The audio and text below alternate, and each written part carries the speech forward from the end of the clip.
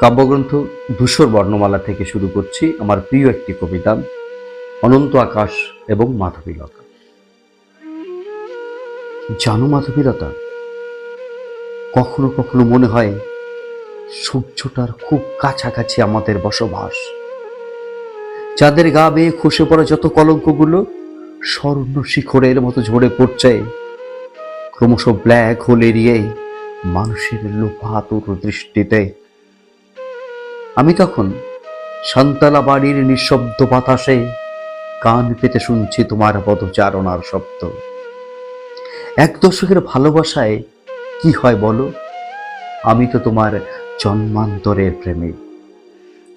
জলদাপাড়ার হলং ছুঁয়ে চিলাপাতার কোদাল বস্তি জুড়ে আমাদের বিন্যাস, পাহাড়ি মেয়ের চঞ্চলতা আর সারল্যে ফোটে প্রেম।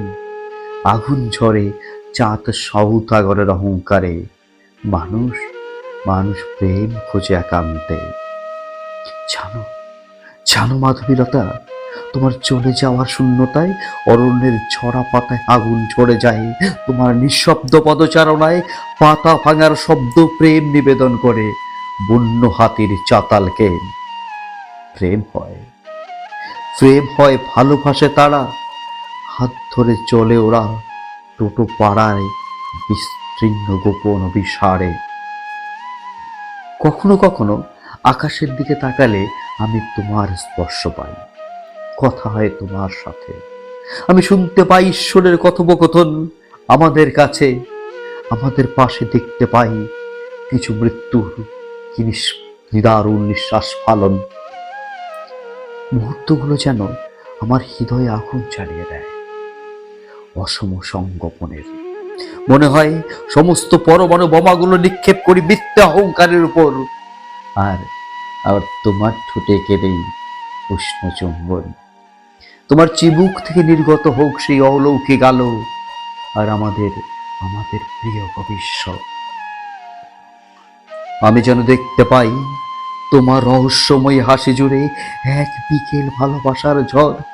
উপচে পড়া সন্ধেবেলায় রাজহাঁস তোমার উঠোন জুড়ে যেন আলো বিছিয়ে রেখেছে। তারপর সব দুঃখগুলো মানুষের আজন্ম পাশে থাকে, প্রতীক্ষা করে এক অনাগত সন্ধিক্ষণের।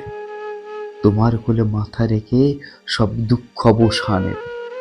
আর আমার মৃত্যু যেন হয় তোমার সব দুঃখগুলোকে একান্ত আমার আপন করে নিয়ে।